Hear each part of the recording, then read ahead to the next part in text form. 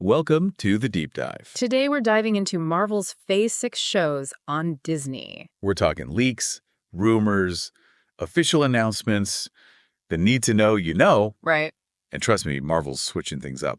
Big Yeah, it's a real shift in strategy. Remember how those first Disney shows, they were like completely tied into the movie? Right. Like essential chapters of the multiverse saga. Exactly. But now they're easing off that. So less about setting up the next, Thanos level threat, more about, standalone stories. Yeah, you got it. Like, they still want these shows to matter, obviously. Of course. But they also want them to be enjoyable, even if you're not, camping out for every movie premiere. I see. So it's like a way to bring in new fans, too. Exactly. Love it.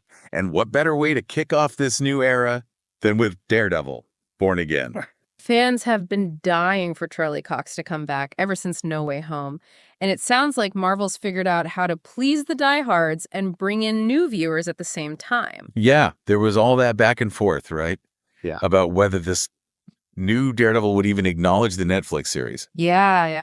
Well, consider it resolved.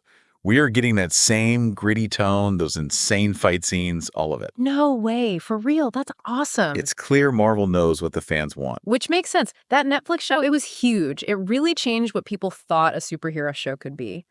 But there's one thing about Daredevil, Born Again, that I'm really curious about. Kingpin. Ah, yes. Vincent D'Onofrio. Yeah. Back as Kingpin. Yeah. He is the big bad of this whole street-level corner of the MCU. Ooh, interesting. We could see ramifications for Echo, Spider-Man, even Punisher down the line. This isn't just a Daredevil thing anymore. This is big picture stuff. Okay, now you're talking. Interconnected storylines. So we've got gritty realism with Daredevil, but then we're also diving headfirst into magic and mysticism with Ironheart. Right. Riri Williams was awesome in Wakanda forever. Totally. But now she's facing off against the Hood, who gets his power from some interesting places, which of course has everyone talking about someone making their MCU debut. You mean? Mephisto.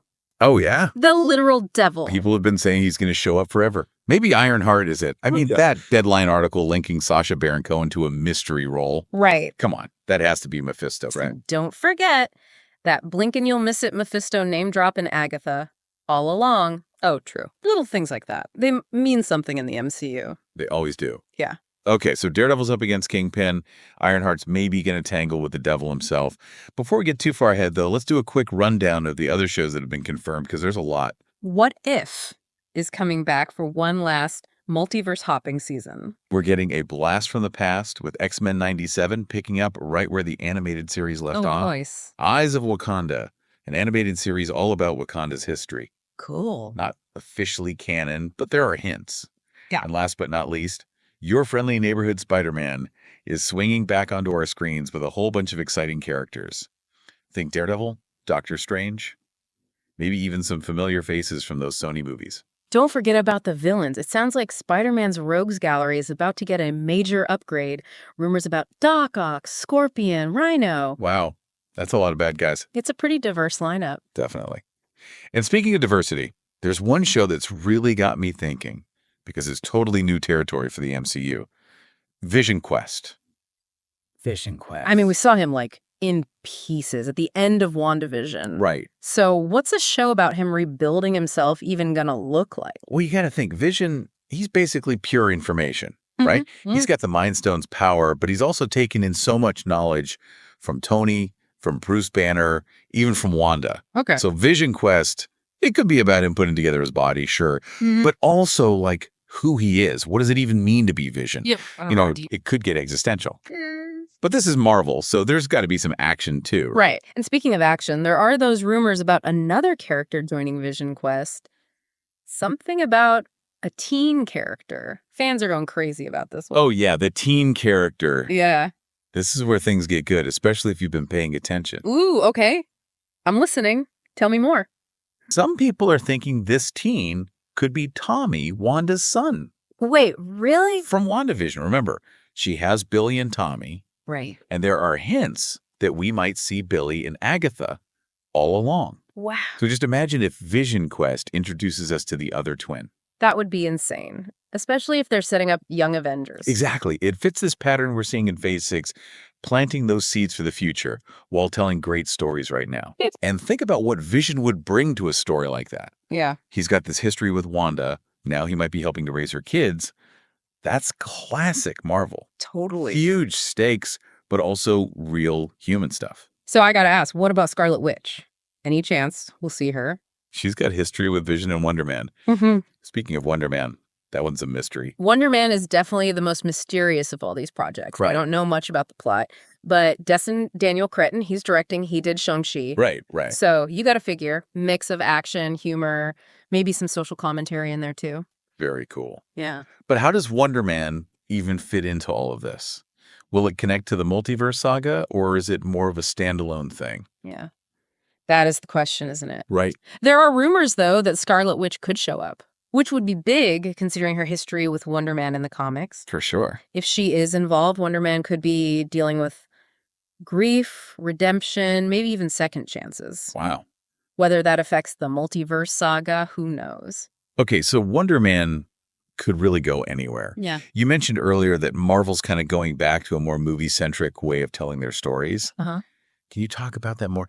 It did feel like for a while there, those Disney shows were the place to be to follow the main MCU story. Right. I think those early shows, as ambitious as they were very ambitious. maybe a little too ambitious, trying to handle so many characters, so many plot lines. Yeah. And it sometimes felt like character development and good storytelling took a hit because they had to set up the next big movie. Like, remember WandaVision, setting up the multiverse and everything. Right. And then Falcon and the Winter Soldier was all about what happened after Endgame. Yeah, it was a lot. A lot to handle. Yeah. So by shifting back to the movies for those big, crazy stories, It lets the shows just like breathe. exactly, they can tell those smaller, more focused stories. We get to spend time with these characters without worrying about the end of the world, you know? Right. Which brings us to Nova. Kevin Feige confirmed it's in development, but it sounds like it's a ways off. Any ideas why? Could be Marvel saving Nova for after the multiverse saga. Oh, interesting. Maybe he's the one who kicks off the next chapter. Like Iron Man did back in the day. Exactly. I like that. Introducing a character like Nova with his whole cosmic deal in a post-multiverse saga world, that's cool. It's all speculation for now. Of course. But that's the fun part. And that's what's so great about this new phase of Marvel stuff. They're taking chances, trying new things, and they're really going all in on this idea of one giant connected universe where anything can happen. It's exciting. So we've talked about a lot today. If you're listening to this, what should you be most excited about? The variety, honestly, there is something for everyone. You want those street level stories, you got it. Cosmic adventures, those two. Even animated depth dives into Marvel history. And all of it focused on the characters, on what makes them tick, even when they're fighting to save the universe. It's like Marvel's saying, we can do it all, Bryce. Totally. Big, epic events, but also those smaller, quieter moments that really make you connect with these characters. And we can't forget about those Marvel surprises. Yeah. Right.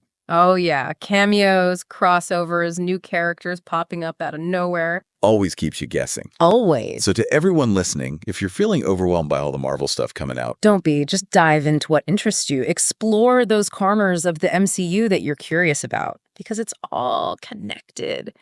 And you never know, that one show you decide to check out could be the key to the next big thing. Until next time. keep diving. Keep diving deep. Yeah.